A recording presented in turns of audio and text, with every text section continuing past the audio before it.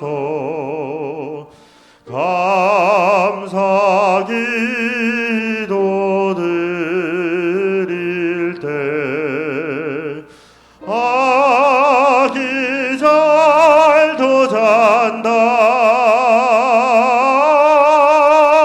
아기 잘도 잔다. 고요한 밤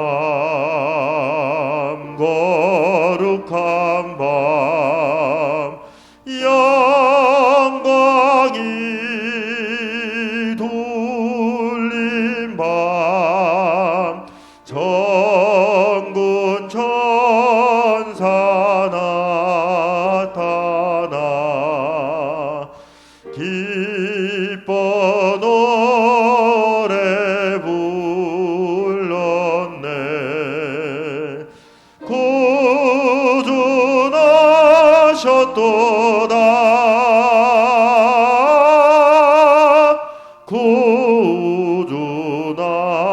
구주나셨도다. 고요한 밤 거룩한 밤 동방의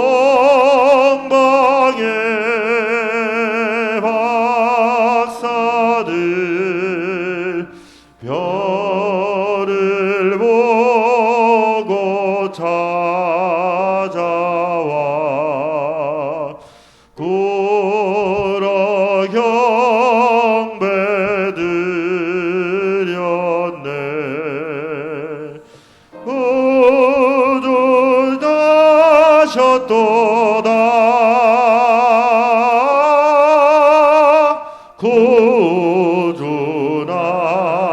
구주나셨도다. 다 같이 일어나서 4절 찬양하도록 하겠습니다. 고요한 밤 거룩한 밤 주 예수 나신 밤 그의 얼굴 광채가 세상 빛이 되었네.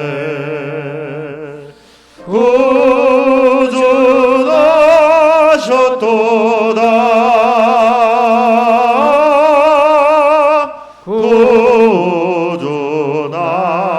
구주나셨도다.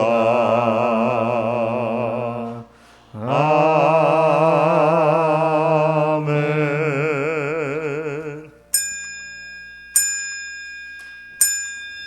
보라, 네가 잉태하여 아들을 낳으리니 그 이름을 예수라 하라. 아멘.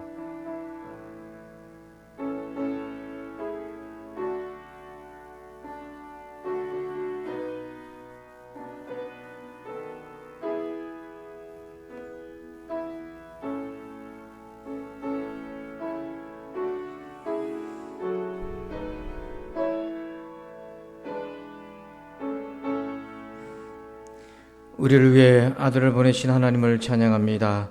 그 이름 예수 그리스도의 은혜를 우리 모두가 경험하게 하옵소서. 그리하여 이번 성탄에는 우리 모두가 예수로 충만케 하옵소서. 오늘도 그 은혜를 기다립니다. 우리의 예배를 받으시고 우리 가운데 임하여 주옵소서. 예수님의 이름으로 기도합니다. 아멘. 우리 다 함께 찬송가 122장을 찬양드리겠습니다.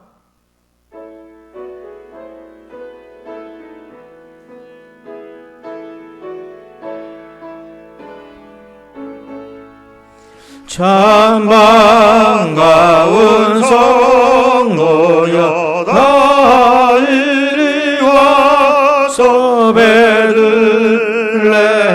성 안에 가봅시다. 저 구유에 누이신 아기를 보고 엎드려 절하세. 엎드려 절하세. 저절하세 구주나셨네. 저천사여 찬송을 높이 불러서 이광하라 천지에 올리여라. 주 하나님 앞에는 영광을 돌려 엎드려 절하세. 엎드려 절하세. 엎드려 절하세. 구주 나셨네. 이 세상에 주께서 탄생할 때에 참신과 참사람이 되시려고 저도 정령 몸에서 나시었으니 엎드려 절하세.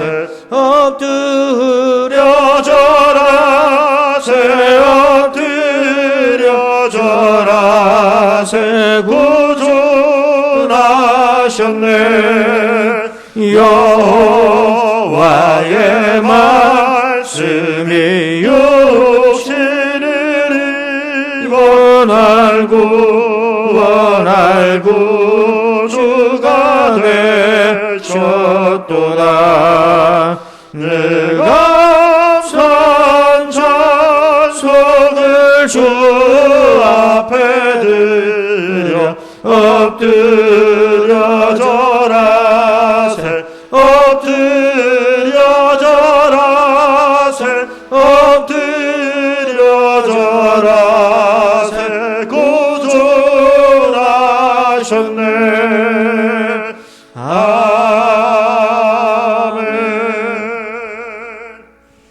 교독문 117번 구주강림 세 번째 편을 교독합니다. 광야와 메마른 땅이 기뻐하며 사막이 백합화같이 피어 즐거워하며 무성하게 피어 기쁜 노래로 즐거워하며 레바논의 영광과 갈멜과 샤론의 아름다움을 얻을 것이라. 그것들이 여호와의 영광 곧 우리 하나님의 아름다움을 보리로다. 너희는 약한 손을 강하게 하며 떨리는 무릎을 굳게 하며 겁내는 자들에게 이르기를 굳세어라. 두려워하지 말라. 보라 너희 하나님이 오사 보복하시며 갚아주실 것이라. 하나님이 오사 너희를 구하시리라 하라.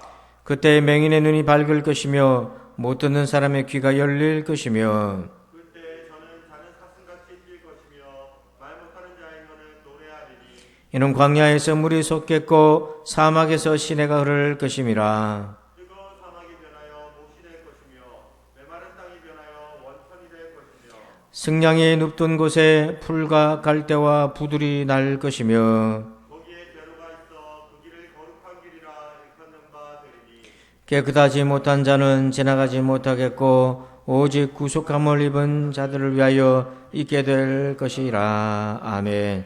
나는 전능하신 아버지 하나님 천재 창조주를 믿습니다. 나는 그의 유일하신 아들 우리 주 예수 그리스도를 믿습니다. 그는 성령으로 잉태되어 동정녀 마리아에게 선하시고 본디오 빌라도에게 고난을 받아 십자가에 못 박혀 죽으시고 장사된 지 사흘 만에 죽은 자 가운데서 다시 살아나셨으며 하늘에 오르시어 전능하신 아버지 하나님 우편에 앉아 계시다가 거기로부터 살아있는 자와 죽은 자를 심판하러 오십니다. 나는 성령을 믿으며 거룩한 공교회와 성도의 교제와 죄를 용서받는 것과 몸의 부활과 영생을 믿습니다. 아멘.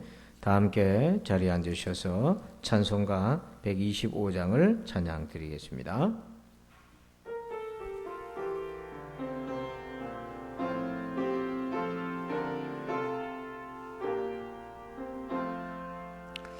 천사들의 노래가 하늘에서 들리니 상과들이 기뻐서 메아리 쳐 울린다.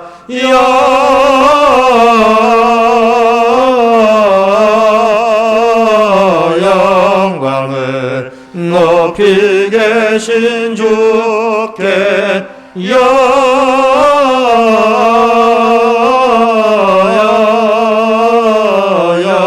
영광을 높이 계신 주님께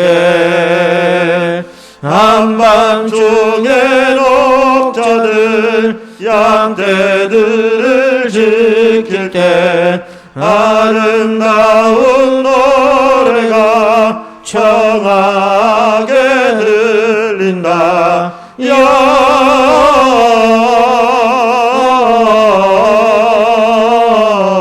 영광을 높이 계신 주께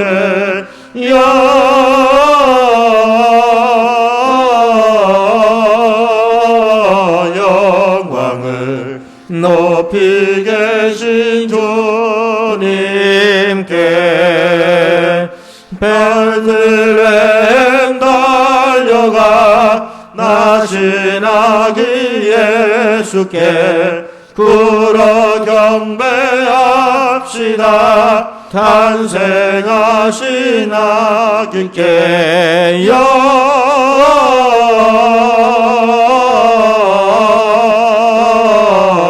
영광을 높이 계신 주께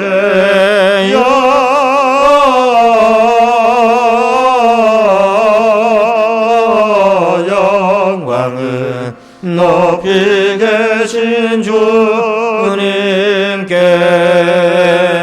구유 안에 누이신 어린 아기 예수께 우리들도 다 함께 기쁜 찬송 부르자.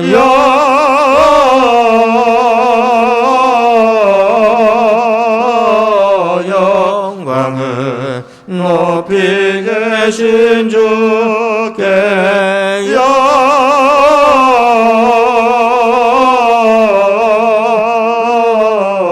영광을 높이 계신 주님께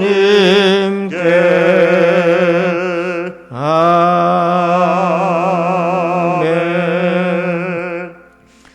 이 시간 우리 다 함께 침묵으로 한 주간 동안 지은 죄를 회개하고 용서의 은혜, 성령의 도움을 구합니다. 다 같이 침묵으로 기도하겠습니다.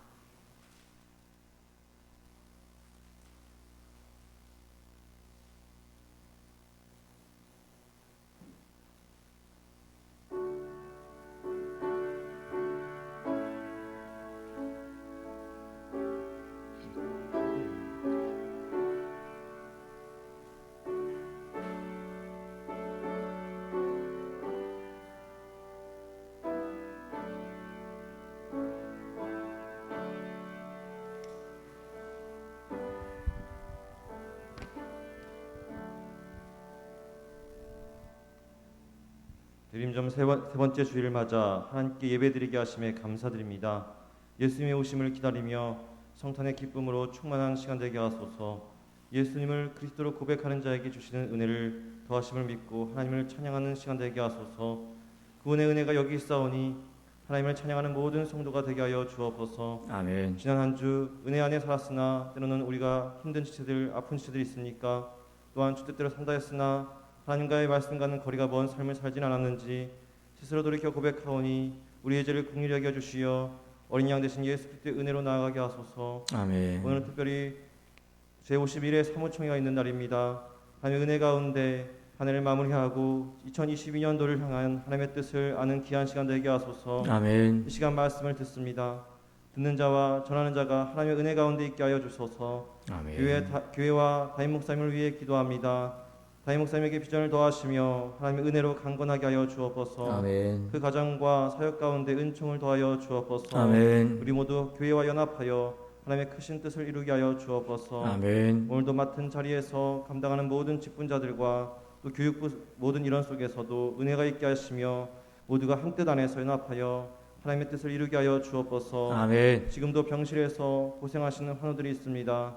이곳의 은혜가 동일하게 그들 가운데 함께하여 주옵소서. 아멘. 기뻐하는 자와 함께 기뻐하며 슬퍼하는 자와 함께 슬퍼하는 공동체, 예수 그리스도의 구원을 이루는 역사가 이곳 가운데 있게 하여 주소서. 아멘. 믿는 자에게 성령 충만을 주신다 하셨사오니 이 시간 믿음으로 나아갑니다. 영과 진리로 예배드리길 사모하며 예수 그리스도 이름으로 기도드립니다. 아멘.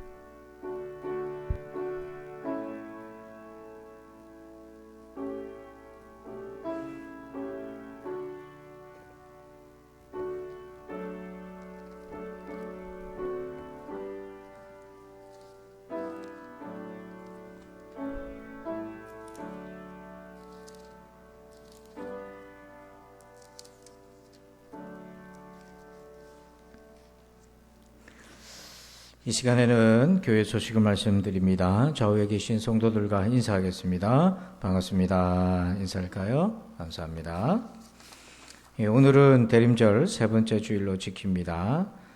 그리고 예배 오실 때마다 여러분 마스크랑 손소독 꼭 해 주시길 바랍니다. 성탄 행사, 우리의 성탄 축하 예배가 25일 토요일입니다. 그날이 오전 11시에 있겠습니다. 우리 찬양 연습에 또 힘써 주시길 바라고요. 그날 오실 때는 선교사 돕기 우리 산타 프로젝트의 생필품 함께 가져오셔서 나누시면 되겠습니다. 그리고 오늘은 사무총회가 있습니다. 2부 예배 후에 있겠습니다. 20세 이상 세례교인들은 참석하시면 되겠습니다. 오늘은 특별히 일꾼을 세우는 날입니다.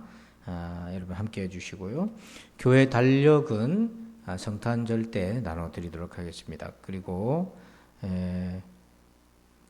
오늘 성탄 달력 봉사는 사무총회 관계로 다음 주에 하도록 하겠고요.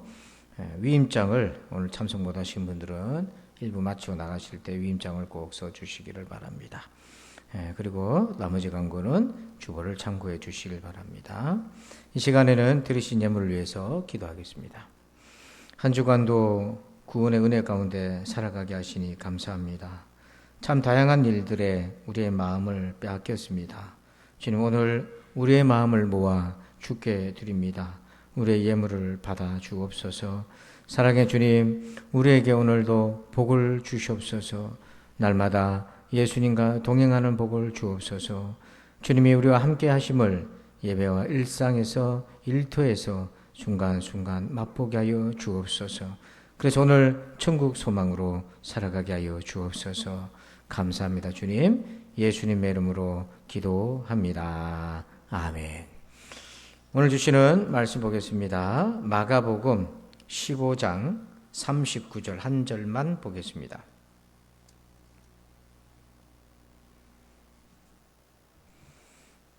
마가복음 15장 39절 신약성경책 84쪽에 있습니다. 한 절입니다. 우리 화면을 참고하시고 같이 함께 마가복음 15장 39절 같이 보겠습니다. 시작. 예수를 향하여 섰던 백부장이 그렇게 숨지심을 보고 이르되 이 사람은 진실로 하나님의 아들이었도다 하더라. 아멘. 할렐루야. 오늘을 고백의 여정 두 번째 시간 마가의 고백이라는 제목으로 함께 은혜를 나눕니다. 제가 약속이 있어서 한적한 카페를 갔는데 거기 사장님이 이제 젊은 사장님인데 거기에 트리를 장식을 하고 있었습니다. 근데 이제 다른 가게들보다 늦게 이제 트리를 장식해요. 근데 혼자서 손님은 저밖에 없고 혼자서 이렇게 장식을 하고 있는데 그 정녀는 예수 믿는 사람이 아닙니다. 그래서 그래도 성탄 분위기를 내려고 트리를 장식했고 다 만들고 나서는요 유일한 손님인 저밖에 없었으니까 저보러 하는 말이 아름답지요 이렇게 물어보더라고요. 그래서 제가 예 아름답네요. 근데 그분은 아름답지요 했을 때 예수님하고는 아무런 상관없는 아름다움이잖아요. 여러분 성탄은 어떤 신앙입니까? 성탄의 신앙은 이것이에요. 요한일서 4장 15절 보면 누구든지 예수를 하나님의 아들이라 시인하면 하나님이 그의 안에 거하시고 그도 하나님 안에 거하느니라. 그러니까 여러분 성탄의 신앙은 예수님을 하나님 아들로 시인, 고백하는 것입니다. 자, 여러분, 우리가 어떻게 눈에 보이지 않는 하나님을, 그리고 예수님을 하나님 아들로 우리가 시인하고 고백할 수 있겠습니까? 어떻게 우리가 예수님을 나의 구원자로 고백할 수 있겠습니까? 자, 그 두 번째, 우리 마가를 통해서 한번 살펴봅니다. 자, 우리 본문 15장 39절입니다. 같이 읽습니다. 시작. 예수를 향하여 섰던 백부장이 그렇게 순지심을 보고 이르되 이 사람은 진실로 하나님의 아들이었도다 하더라. 아멘. 자, 여러분, 예수님이 십자가에 달리실 때에 그 십자가 사행을 담당했던 백부장이 있었습니다. 그런데 그 백부장이 예수님을 하나님의 아들로 고백을 하는 겁니다. 참 놀랍지 않습니까? 예수님에게 가장 적대적인 사람인데 그 로마 백부장 입에서 뜻밖에도 예수님이 하나님의 아들이라는 고백이 나왔다는 거죠. 그래서 우리가 주목할 부분의 표현이 이것입니다. 그렇게 순지심을 보고, 그러니까 이 로마 백부장은 예수님의 다른 모습이 아니라 숨져 가시는 모습, 죽음을 보면서 저분이 하나님의 아들이다, 이런 고백이 나왔다는 거예요. 그렇게 숨지심을 보고, 그러면 백부장은 구체적으로 예수님이 죽으셨는데 그 죽음에 무엇 때문에 예수님을 하나님의 아들로 고백했는가? 지금 예수님이 죽으시는 거잖아요. 그런데 어떻게 하나님의 아들이라는 고백이 나왔나? 이거를 우리 마가복음 전체, 성경 전체적으로 우리 한번 봅니다. 우리가 어떻게 십자가의 죽으심 앞에서 예수님이 하나님의 아들이심을 발견하고 또 고백하고 시인할 수 있겠는가? 자, 첫 번째는 이것입니다. 제목 읽어봅시다. 시작. 죽음에서 은혜를 보다. 자, 예수님은 제자들에게 자기의 죽음에 대해서 이렇게 말씀하셨어요. 마가복음 10장 45절 읽습니다. 인자가 온 것은 섬김을 받으려 함이 아니라 도리어 섬기려 하고 자기의 목숨을 많은 사람의 대속물로 주려 함이니라. 아멘. 예수님은 자기의 죽으심을 대속물로 죽는다고 얘기하셨어요. 그래서 우리가 주목할 단어가 대속물입니다. 이 대속물이라고 하는 것은 로마 시대 백부장에게는요, 낯선 개념은 아니었어요. 여러분, 소설 직지라는 소설을 보면 이 소설은 금속, 세계 최고의 금속 활자본을 가리켜서 이제 요약해서 직지라고 하는데, 이제 그것에 관한 소설입니다. 우리나라 금속 활자가 유럽으로 어떻게 전해졌는지를 소설로 다루는데, 그 안에는 여러 역사적 고증을 거쳐서 내용을 다루는데요. 거기에 보면 로마 시대의 하나의 이야기가 나옵니다. 어떤 이야기가 나오냐면, 로마 시대 감옥에는요, 부자 중에 사형수들이 들어 있었어요. 그런데 이 사형수들이 자기가 살아남으려고 돈이 많으니까 이 간수들에게 뇌물을 줘서 자기랑 이름이 똑같은 사람, 비슷한 사람을 사형장에 내주는 겁니다. 왜냐하면 로마 시대 사람들은요, 성이 없고 이름이 비슷한 사람들이 참 많았던 거예요. 그래서 백부장은 그런 문화를 알고 있었고 그런 관행들을 알고 있었습니다. 그래서 많은 부자들이 죄를 짓고도 그 돈을 써서 뇌물을 줘서 이름 똑같은 다른 죄수들을 자기를 대신해서 내보냈던 거죠. 그런데 백부장이 알고 있던 예수님의 죽음은 이런 로마 시대 감옥 안에서 일어나는 그런 비리적인 관행과는 달랐던 거예요. 이 대속물이라는 이 말 속에는요, 중요한 복음의 진리가 담겨져 있습니다. 자, 로마서 6장 23절에 보니까 죄의 삭은 사망이요, 이렇게 되어 있습니다. 여러분, 인간은 죄의 대가를 치러야 됩니다. 근데 그게 바로 사망이에요. 역설적으로 우리 모두가 죽잖아요. 그래서 죽음이라는 거는, 우리가 죽음이라는 것이 있다는 것은 우리 모두가 죄인이라는 것을 얘기해 주는 하나의 증거이기도 합니다. 근데 여기서 사망은 육신의 죽음으로만 제한되는 것이 아닙니다.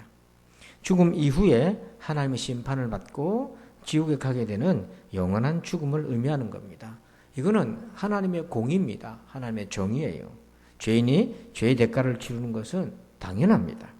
자, 그런데 하나님의 공의는 여기서 멈추지 않아요.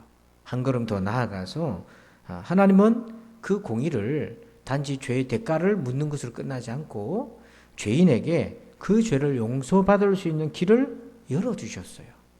이건 역시 하나님의 공의입니다. 그것이 바로 죄인을 대신할 수 있는 대속물을 허락하신 거예요. 구약의 레위기 4장 29절 한번 읽어볼까요? 시작.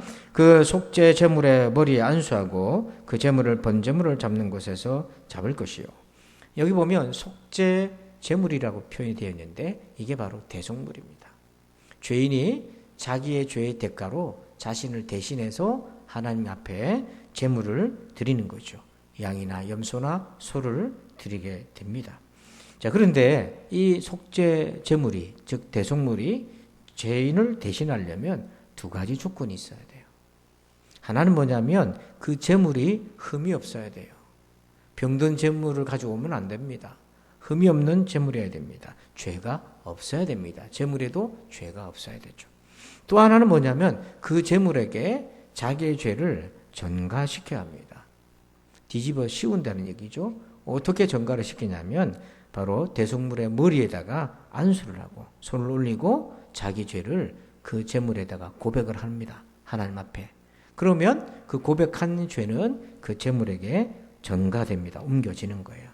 자, 그리고 난 다음에 여기까지는 사람이 하는 거고, 그러고 난 다음에 제사장이 이 제물을 잡아서 제사를 지낸 사람하고 제물을 잡아서 그 제물을 하나님 앞에 올려드리면 그걸 하나님이 받으셔야 되는 거예요. 하나님이 받으시면 그의 죄가 용서되는 거죠. 근데 하나님이 받으시는지 안 받으시는지는 사람의 영역이 아니고 하나님의 영역인 겁니다. 근데 이런 구약의 제사는 온전한 대속물, 예수님이 오시기 전까지는 그림자에 불과했어요. 왜냐하면 사람들이 이런 제사를 얼마든지 형식적으로 지낼 수 있었기 때문입니다. 그래서 그냥 형식적으로 제물을 가져오고 형식적으로 그냥 안수기도 하고 자기 죄를 고백하고 그래서 자기가 깨끗해진 것처럼 스스로 위로하고 그리고 나서 또 죄를 짓는 그런 일들이 비일비재했던 거죠. 그래서 하나님께서 때가 되어서 죄에 매인 인간을 구원하실 수 있는 온전한 대속물이 되시는 예수님을 보내신 겁니다. 그분 앞에서는 형식적인 회개가 통하지 않아요. 예수님이 나를 대신해서 죽으셨다는 것을 믿고 우리가 진심으로 회개를 할 때에만 죄 사함의 은혜를 입습니다. 예수님은 그렇게 십자가에서 죽으셨어요. 근데 백부장은 바로 그 예수님의 죽으심에서 죄인을 향한 공의 속에 감추어져 있는 또 다른 공의, 그게 뭐냐면 하나님의 은혜를 본 것이죠. 바로 대속물로서 죽으시는 예수님의 모습에서 또 다른 공의, 그 또 다른 공의의 다른 이름은 하나님의 은혜였다는 것입니다. 우리 다니엘 기도에 간증자로 나왔던 신용백 목사님이라는 분이 계셔요. 이 목사님은 저도 처음 봤는데 교단이 다르니까요. 근데 이 목사님이 간증의 내용을 들어보니까 자기가 신장이 이제 두 개가 있잖아요. 일반 정상적인 사람은. 근데 신장 하나를 떼주고 싶은 기도가 있었어요. 마음이. 왜 그런가 했더니 자기가 예수님께 받은 사랑이 너무 커서 그걸 좀 나눴으면 좋겠는데 방법이 없을까 하는데 그런 고민하던 중에 신장이 필요하다는 사람이 많다는 얘기를 듣고는 내가 그걸 하나 떼줘야 되겠다. 그래서 2년간 기도를 했어요. 아무도 모르게. 그래서 3가지 기도를 했는데 하나는 하나님 이 양이면 3, 40대 나이 되는 사람에게 가게 해주세요. 두 번째는 이 양이면 남성에게 가게 해주세요. 왜냐하면 남성의 장기를 여성이 가진다면 좀 아무래도 불편한 것이 많을 것 같아서 남성에게 가게 해주세요. 그리고 세 번째는 안 믿는 사람에게 주세요. 이렇게 기도를 한 거예요. 왜냐하면 장기 기증을 하게 되면 주는 사람과 받는 사람은 서로 알 수가 없어요. 하기 전에는, 수술하기 전에는. 연결이 안 됩니다. 그래서 2년간 기도하고 가족에게 얘기하고 그렇게 해서 수술을 하게 됐습니다. 그래서 수술하기 전날에 담당 의사가 왔는데 자기는 아직도 누군지 모르니까 의사한테 물었습니다.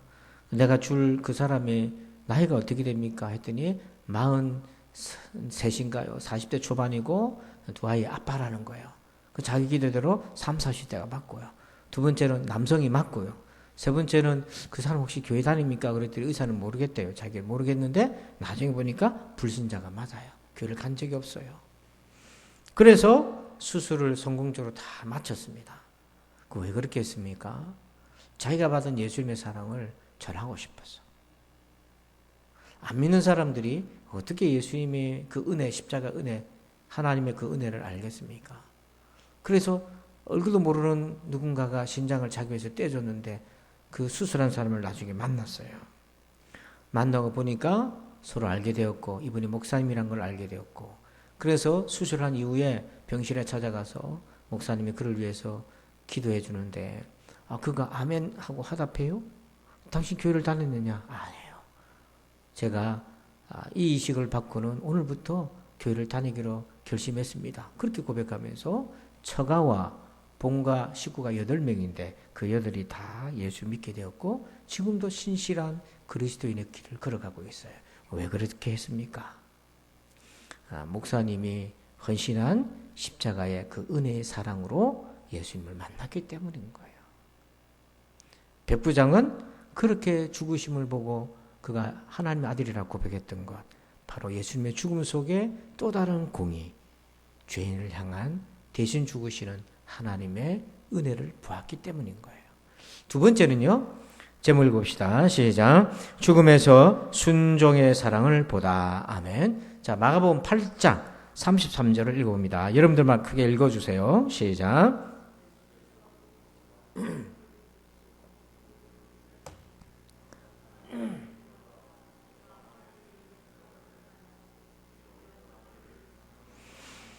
예, 33절 끝에 보면 예수님의 죽으심은 뭐냐면 하나님의 일을 생각하시는 것이었어요.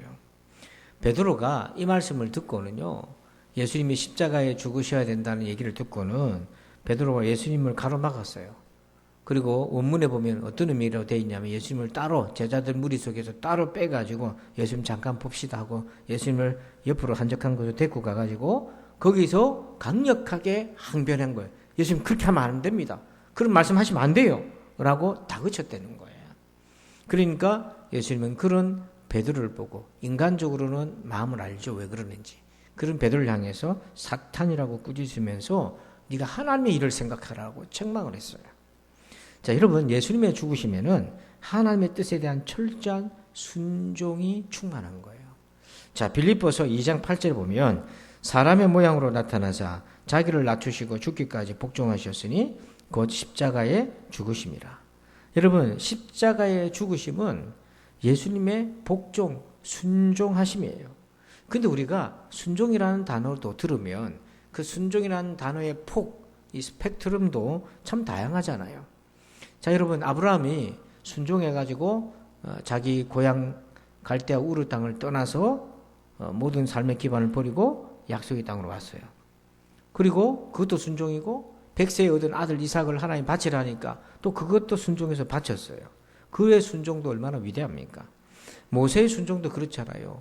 모세는 평범하게 살고 싶었지만은 출애굽의 종으로 부름을 받았어요. 뒤늦게 나이가 참 많은 상황에서.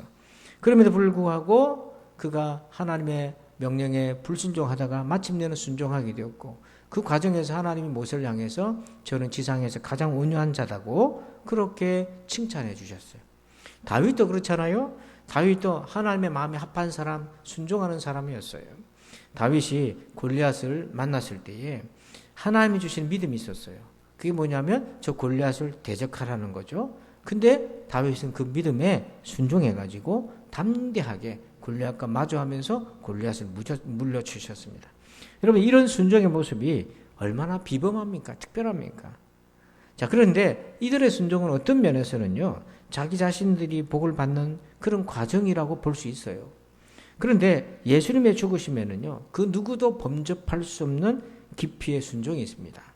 자, 우리 6절을 다시 보면 그는 근본 하나님의 본체시나 하나님과 동등됨을 취할 것으로 여기지 아니하시고 하나님과 동등되시잖아요.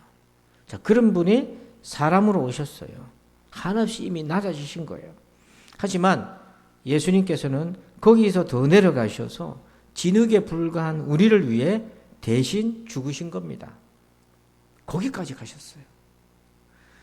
하나님과 동등되신 예수님이 사람으로 오셨고 그것만 해도 엄청난 순종이고 측량할 수 없는 순종인데 거기서 더 십자가로 내려가셔서 죽으셨어요. 이런 철저한 순종, 이 순종의 충만함은 무엇 때문에 그렇게 하셨습니까? 하나님의 뜻 때문이잖아요. 그러면 그 하나님의 뜻이 무엇이었습니까? 요한복음 3장 16절에 하나님이 세상을 이처럼 사랑하사 독생자를 주셨으니 이는 그를 믿는 자마다 멸망하지 않고 영생을 얻게 하려 하심이라. 이것이 하나님의 뜻이었어요. 하나님이 진흙에 불과한 우리를 너무 사랑하셔서 그런 우리가 멸망하지 않고 영원한 생명에 들어가게 하기 위해서 그의 아들을 보내신 겁니다. 이게 하나님의 뜻이었고 예수님은 그 뜻에 순종하신 거죠. 그리고 예수님은 거기서 더 낮아지셨어요. 더 순종하셨어요. 빌립보서 2장 8절에 사람의 모양으로 나타나서 자기를 낮추시고 그 다음 부분을 죽기까지 복종하셨으니 죽음으로서 십자가의 대속물로서의 죽음으로서 순종하셨어요. 자, 그런데 여기서 이 십자가에 나타난 예수님의 순종을 볼 때, 백부장이 볼 때 이거는 완전히 세상과 역행하는 것이었어요. 여러분 예수님 당시에 로마 황제는요, 자기가 보통 그 당시는 로마 황제가 죽고 나면 신격화를 시킵니다. 그래서 신상도 만들고 신전을 만들어서 숭배합니다. 근데 그때 당시 예수님 시대 때부터는 어떤 분위기가 있었냐면 황제가 살아있는 동안에 신으로 추앙받기를 원하기 시작한 거예요. 신격화시킨 거예요. 그래서 로마 황제는 더 높아지려고 수단과 방법을 가리지 않았습니다. 그래서 황제는 마침내 자기를 하나님의 아들이라고 불러라 칭호를 그렇게까지 명령을 내렸고요. 그래서 자기 통치 수단을 신격화해서 더 높아지려고 군림했습니다. 그런데 예수님은 거꾸로였어요. 더 높아지려는 세상 문화와 욕망과 정반대로 낮아지며 마침내 십자가에서 죽는 죄인의 자리까지 낮아지셨어요. 왜 그랬습니까? 하나님의 뜻에 순종했기 때문입니다. 그리고 그 주님의 순종의 까닭은 무엇이었습니까? 백부장이 군대에 있었기 때문에 자기도 순종하고 부하도 순종하는 문화를 압니다. 그건 대부분의 의무감 때문이고 군법 때문에 순종할 수밖에 없어요. 근데 예수님의 순종은 무엇이었는가? 자, 우리 갈라디아서 2장 20절 화면만 보고 읽어봅시다. 시작. 나를 사랑하사 나를 위하여 자기 자신을 버리신 하나님의 아들. 예수님은 의무감으로 법에 의해서 그렇게 하신 것이 아니라 예수님도 하나님과 함께 나를 사랑하사 나를 위하여 자기 자신을 버리신 백부장은 바로 예수님의 죽으심에서 바로 사랑의 순종을 보았기 때문입니다. 1987년에 개봉된 영화가 있는데요. 마지막 황제라는 영화가 있어요. 그 당시 이제 제가 대학교 1학년 때인데, 이 마지막 중국 그 청나라 때 이제 마지막 황제의 스토리입니다. 그러면서 중국이 이제 급변하게 되죠. 근데 그때 이 영화를 이렇게 보는데 참 인상적인 장면이 하나 있었어요. 이 어린아이가 궁에 들어와서 이 이제 황제의 역할을 하고 있는데 이 실수로 화병인가 뭔가를 깨트렸어요. 자기 이제 궁궐 안에서 어전에서 그걸 깨트렸어요. 그러니까 황제가 물건을 깬 거 아닙니까? 실수를 한 거잖아요. 그랬더니 옆에 있던 왕 내시가 어떻게 하냐면 회초리를 들고 다른 내시, 황제를 보좌하는 다른 내시를 불러가지고 회초리로 그 내시를 때리는 거예요. 그래서 황제가 놀라가지고, 어린 황제가 놀라가지고 왜 쟤를 때리느냐, 내가 잘못했는데 하니까 황제가 잘못하면 밑에 있는 내시가 대신 벌을 받습니다. 이렇게 얘기를 한 거예요. 어떻게 황제를 때리겠어요? 그러니까 내시가 대신 벌을 받은 거예요. 그 모습을 보면서 어떤 작가가 이런 얘기를 했어요. 황제는 자기 잘못을 밑에 사람들한테 전가시키고 밑에 사람들이 대신 맞지만은 우리 예수님은 우리가 잘못한 것을 예수님이 대신担당하신다는 거죠. 그게 바로 예수님의 십자가에서 나타난 우리를 사랑하셨기에 하나님과 동등되신 분이 사람으로 오셨고 그 사람의 자리에서 더 낮아져 죄인의 자리까지 내려오시고 십자가에 죽으신 그 순종의 깊이의 내용을 보니까 하나님의 사랑, 우리를 사랑하셨기 때문이라는 거죠. 그거를 백부장이 봤던 거죠. 마지막 세 번째는 이것입니다. 제목 읽어봅시다. 시작. 죽음에서 믿음을 보다. 아멘. 자, 우리 마가복음 10장 32절 같이 읽습니다. 예루살렘으로 올라가는 길에 예수께서 그들 앞에 서서 가시는데 그들이 놀라고 따르는 자들은 두려워하더라. 이에 다시 두 제자를 데리시고 자기가 당할 일을 말씀하여 이르시되. 아멘. 자, 여기 보면 32절 끝에 보니까 예수님이 예루살렘으로 올라가실 때에 자기가 당할 일을 말씀하셨다고 그래요. 내가 예루살렘에서 이런 일을 당하게 될 것이다 라고 미리 제자들에게 예고하셨어요. 그런데 예수님이 당하실 일이 무엇입니까? 우리는 그냥 당연히 십자가 죽으심이다 이렇게 생각하고 있죠. 근데 그것만 있는 것이 아니에요. 34절 보십시다. 34절 읽어봅니다. 시작. 그들은 능욕하며 침뱉으며 채찍질하고 죽일 것이나 그는 3일 만에 살아나리라 하시니라. 아멘. 예수님이 예루살렘에서 당할 일이 뭐였냐면 정확하게 말하면 두 가지예요. 하나는 십자가에서 죽으시는 거예요. 능욕당하고 채찍에 맞고 죽는 거예요. 그리고 또 하나가 있습니다. 3일 만에 살아나시는 거예요. 부활입니다. 여러분, 죽음은 현실적인 거잖아요. 그래서 죽음이 현실적인 것이기 때문에 믿기 어려운 문제는 아니에요. 왜냐하면 예수님 이전에도 십자가에 죽은 사람들이 많고 하기 때문에 죽는다는 것은 현실적인 거기 때문에 그냥 그거는 그럴 수도 있겠다 생각할 수 있습니다. 그러나 부활은 다른 얘기잖아요. 부활은 지금까지 모든 인간이 죽음을 맞이했지만 단 한 사람도 부활한 사람이 없습니다. 그런데 예수님의 십자가는 단지 대속물로 죽으시는 것만이 아니라 3일 만에 다시 살아나시는 것까지 나아가시는 거예요. 자, 이거는 성부 하나님에 대한 절대적인 믿음이 요구되는 것입니다. 잘 보세요. 하나님의 뜻은 아들이 십자가에서 죄인을 대신해서 죽는 것이지만 그걸로 끝나지 않고 그 죽으심 이후에 3일 만에 다시 살아나시는 거예요. 예수님이 바로 이 하나님의 말씀을 믿었기 까닭에 십자가로 갈 수가 있는 겁니다. 여러분, 역설적이지 않습니까? 하나님의 말씀에 대한 믿음이, 부활에 대한 믿음이 죽음으로 나타나고 있다는 거예요. 인간은 다 생존 본능을 가지고 있습니다. 그러나 영원한 생명을 얻고자 할 때 우리를 가로막는 게 하나 있어요. 죽음이라는 게 딱 가로막고 있어요. 그걸 넘어서야 영원한 생명을 얻거든요. 그런데 우리 앞에 놓여져 있는 죽음이라는 것을 초월할 수 있는 것은 딱 한 가지, 하나님의 말씀밖에 없습니다. 나사로가 죽었고 부자도 죽었지만 부자는 5 형제가 살아 있었어요. 그래서 부자가 지옥 가서 우리 저 나사로를 살려보내가지고 부활시켜가지고 우리 형제들한테 천국과 지옥이 있다는 걸 좀 얘기해 주세요. 그러면 그들도 믿을 겁니다. 라고 간구했으나 하늘의 소리는 NO. 땅에 복음 전파자들이 있다. 그들이 전하는 말씀을 듣고 믿어야 된다. 이렇게 말씀하셨어요. 그러니까 여러분, 죽음을 초월할 수 있는 것은 예수님이 전하신 천국 복음을 믿는 믿음밖에 없습니다.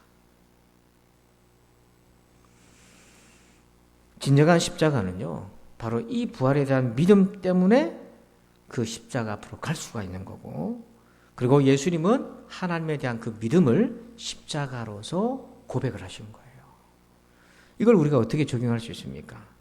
여러분, 이삭을 한번 보십시다. 아브라함의 아들 이삭이요, 창세기 26장 16절에 이렇게 말합니다. 아비멜렉이 이삭에게 이르되 네가 우리보다 크게 강성한즉 우리를 떠나라.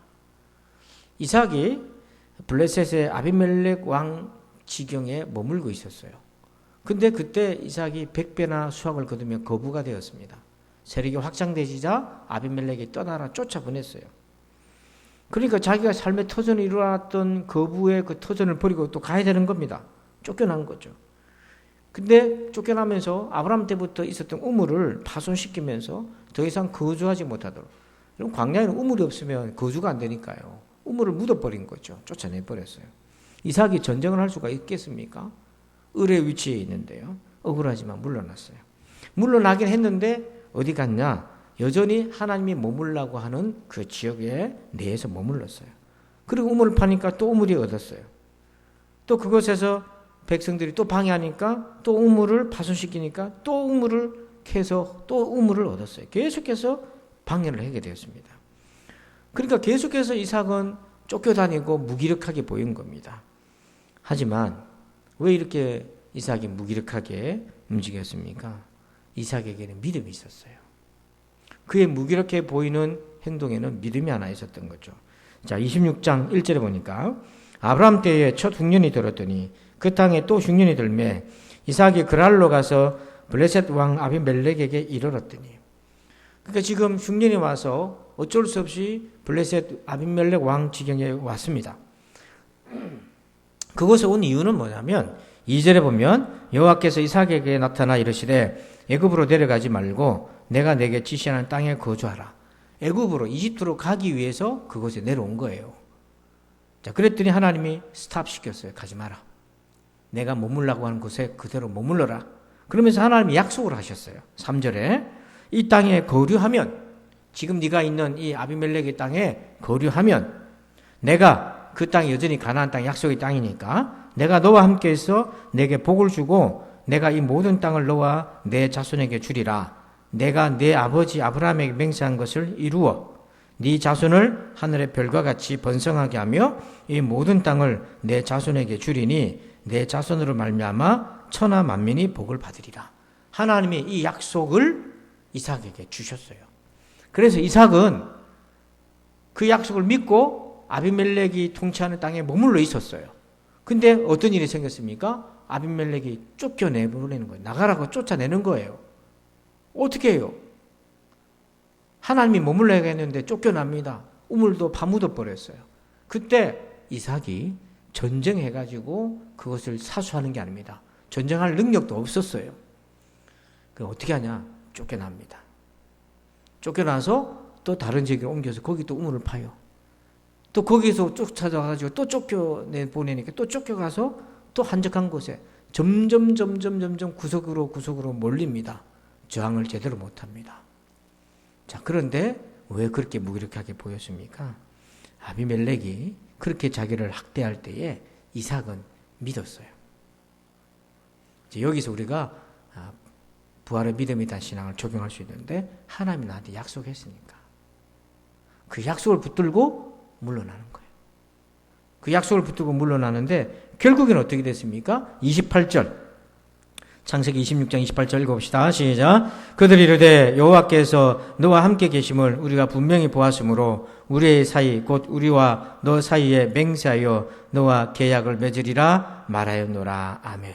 자기를 쫓아냈던 아비멜렉 왕이 찾아온 겁니다. 찾아와서 이렇게 얘기합니다. 여호와께서 너와 함께 계심을 우리가 분명히 보았다. 네가 가는 데마다 우물을 파니 또 우물이 나오고 보니까 하나님 너와 함께 하심을 보았다. 그러면서 28절 끝에 너와 계약을 맺자. 더 이상 너를 학대하거나 쫓아보내지 않겠다 하면서 계약을 맺습니다. 여기까지 이삭이 물러가고 무기력하게 할 수 있었던 것은 바로 우리식으로 적용하자면 부활에 대한 믿음이 있었기에 십자가를 지은 거예요. 여러분, 때로는 우리가 어떤 모양이든 십자가를 져야 할 때가 있습니다. 그때 여러분 어떻게 십자가를 지어 오셨습니까? 그때 우리가 생각해야 됩니다. 부활의 믿음으로 그 십자가를 지셔야 됩니다. 예수님은 부활의 믿음으로 십자가를 지셨어요. 고난의 십자가를 여러분 지어야 될 때가 있습니다. 회복의 부활을 바라보고 지세요. 억울함의 십자가를 져야 될 때가 있습니다. 하나님 나를 의롭다고 여겨주실 나의 공의를 드러낼 부활을 기대하고 억울함의 십자가를 지세요. 질병의 십자가를 져야 될 때가 있습니까? 영생의 부활을 바라보며 그 십자가를 지세요. 실패의 십자가를 져야 될 때가 있습니까? 책임 주시는 부활의 주님을 바라보면서 그 십자가를 지는 거예요. 주를 위하여 십자가를 지는 자는 반드시 부활의 믿음으로 그 십자가를 지고 가야 합니다. 여러분, 부활의 믿음 없이 십자가는 질 수 없고요. 부활의 믿음 없이 십자가를 지면 반드시 탈진하게 돼 있고 소진되고 맙니다. 그러나 부활의 믿음으로 십자가를 지면 놀랍게도 새 힘을 얻게 되고 그 부활을 맛을 보게 됩니다. 마가복음 15장 39절 끝으로 한번 읽어볼까요? 같이 시작. 예수를 향하여 섰던 백부장이 그렇게 숨지심을 보고 이르되 이 사람은 진실로 하나님의 아들이었도다 하더라. 백부장이 예수님의 죽음을 보고 이 사람은 진짜 하나님의 아들이었구나. 뭘 봤냐면 그렇게 숨지심을 보고 주님의 죽음에 나타난 그 하나님의 아들의 고백 세 가지입니다. 첫째는 죽음에서 은혜를 보다. 두 번째는 죽음에서 순종의 사랑을 보다. 세 번째는 죽음에서 믿음을 보다. 여러분도 십자가에서 바로 그것을 보는 은혜가 있기를 주님의 이름으로 축복합니다. 기도합시다. 하나님 감사합니다. 오늘 이 성탄에 주님을 하나님의 아들로 고백하는 여정에 마가 여정을 살폈습니다. 하나님 아버지 십자가에서 그분은 정말 하나님의 아들이었도다 이렇게 고백했던 백부장과 같이 우리도 십자가에서 그렇게 주님을 보게 하여 주옵소서. 감사하며 예수님의 이름으로 기도합니다. 아멘. 우리 다 함께 자리에 일어나셔서 찬송가 60장을 찬양 드리겠습니다.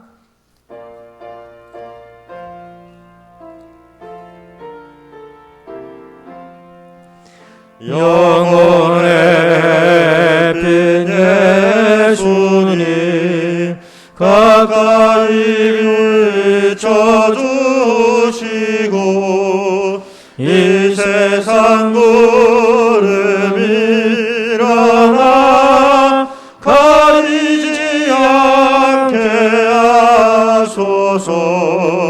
이 눈에 단 잠 오기 전 고요히 주를 그리며 구주의 품에 안기니 한없이 평안합니다. 잠 깰 때 주여 오셔서 나에게 복을 주시고 주님의 사랑 안에서 언제나 살게 하소서. 아멘. 이제는 우리 구주 예수 그리스도의 은혜와 하나님 아버지의 그 크고도 놀라우신 사랑하심과 성령님의 감화 감동 교통의 충만하심의 역사하심이 오늘도 십자가에서 예수님이 하나님의 아들이심을 보고 고백하기를 소원하는 저들을 위해 이제부터 영원토록 함께 계실지어다. 아멘.